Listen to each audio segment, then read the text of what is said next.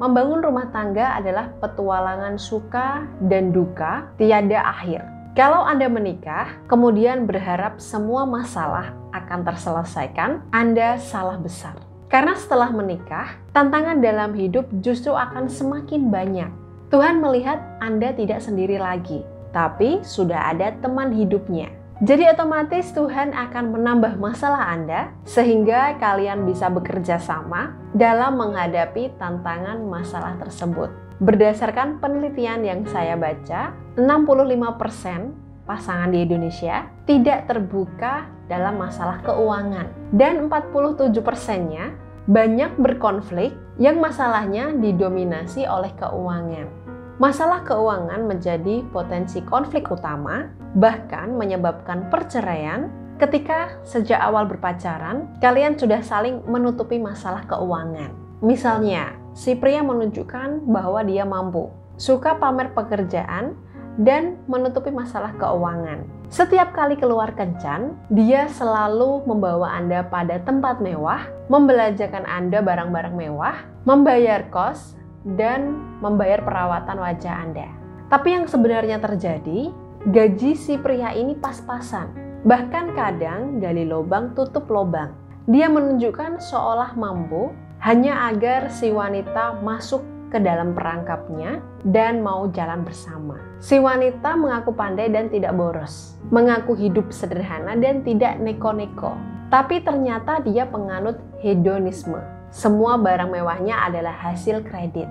Hutangnya segunung, dan setelah menikah, akhirnya ketahuan semuanya. Si pria tidak kaya, si wanita punya banyak cicilan. Padahal si wanita mau menikahi si pria agar tidak perlu susah-susah bayar kredit dan tidak kerja. Kemudian bisa menikmati hidup hedonnya. Ternyata ekspektasinya tidak sesuai. Disinilah mulai timbul konflik karena ketidakjujuran yang dibalut dengan gengsi sejak awal. Setelah memiliki anak, pengelolaan keuangan makin parah karena sejak awal sudah penuh dengan topeng.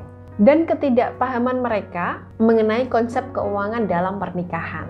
Gaji suami segitu-gitu aja, sedangkan tuntutan istri dan kebutuhan anak semakin banyak. Akhirnya konflik makin menjadi-jadi.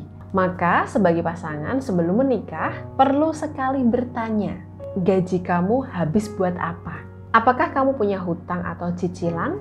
Supaya nanti setelah menikah tidak kaget. Setelah menikah pun perlu kalian bicarakan dengan pasangan mengenai mindset tentang uang. Uang itu sumber masalah atau kebahagiaan. Siapa nanti yang akan mengatur keuangan? Siapa penanggung utama dalam menghasilkan uang? Apakah setelah menikah ada orang lain yang harus ditanggung pasangan? Apakah itu adik suami, keponakan istri, atau siapapun? Tanyakan juga berapa budget yang dikeluarkan untuk orang lain ini. Ini semua perlu dibicarakan agar tidak terjadi konflik mendalam hingga menyebabkan perceraian karena masalah keuangan. Inilah sedikit tips untuk membantu membangun rumah tangga yang harmonis. Dan tips ini adalah bagian kecil dari materi lengkap yang saya ajarkan dalam kelas rumah tangga. Kelas rumah tangga adalah layanan online khusus untuk suami dan istri yang siap belajar bersama saya untuk mengembalikan dan menguatkan keharmonisan rumah tangganya. Materi yang saya sediakan lengkap, mulai dari menata komunikasi dengan suami dan istri, membangun kehidupan seks yang sehat, mengatur keuangan keluarga, cara mengatasi konflik, hingga cara mengatasi perselingkuhan pasangan. Anda bisa menjadi member kelas rumah tangga ini dengan cara mendaftar di nomor telepon yang tertera di layar berikut. Jika tips sederhana yang saya bagikan ini bermanfaat bagi Anda, bayangkan jika Anda memiliki ilmu rumah tangga yang lebih lengkap. Insya Allah keharmonisan rumah tangga bukan lagi impian, tapi benar-benar akan menjadi milik Anda dan pasangan.